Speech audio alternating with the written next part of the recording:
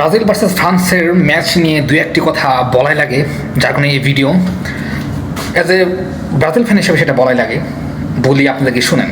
তো ওই miss you Neymar, Carlo Ancelotti যে ব্রাজিল টিমটাকে গুছাইছে বা আগের থেকে যে একটু আপডেট করছে, সেটা আসলে দলের দিকে তাকাইলে বোঝা যায়।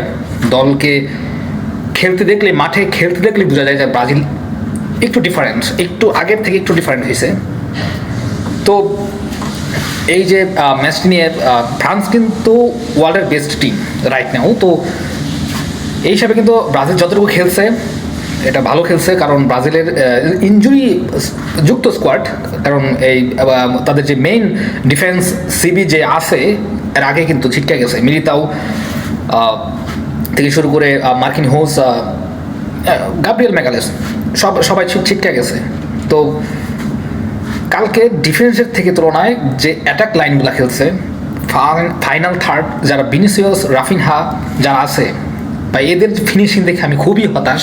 এরকম ফিনিশিং যদি সামনে ওয়ার্ল্ড কাপে করে, তাহলে যে এটা ধরতে পারেন কোয়ার্টার ফাইনাল ফ্রান্স বা যে কোনো ওই যে 2018 সালের মতো বেলজিয়াম বা যে কোনো একটা শক্ত প্রতিপক্ষ বললে ব্রাজিল শেষ, নকআউট হয়ে যাব। আমরা হ্যাক্সা পূরণের স্বপ্ন দেখি, আমরা সামনে হ্যাক্সা পূরণ হবে, ব্রাজিল হ্যাক্সা পূরণ করবে, সেটা আমরা দেখি নেইমার হাত ধরে। Neymar, we are miss you.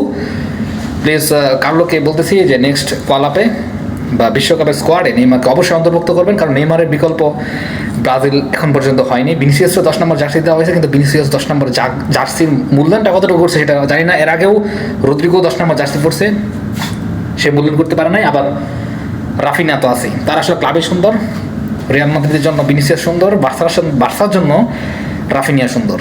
এস্তেবাও একটা তরুণ প্লেয়ার হিসেবে যে খেলাটুকু ব্রাজিল টিমের জন্য খেলে, তাদের এই খেলাটুকু ন্যূনতম এই খেলাটুকু আমরা এই ভিনিসিয়াস, রাফিনহার কাছ থেকে পাই না। তো we are miss you Neymar comeback করবে ব্রাজিল দলে ইনশাল্লাহ। কার্লো নেক্সট কলাপে ব্রাজিল স্কোয়াড, বিশ্বকাপের স্কোয়াড ঘোষণা করার সময় অবশ্যই নেইমারকে অন্তর্ভুক্ত করবে। নেইমারের হাত ধরে আমরা 6 নম্বরে বিশ্বকাপ জিততে চাই। Thank you everyone.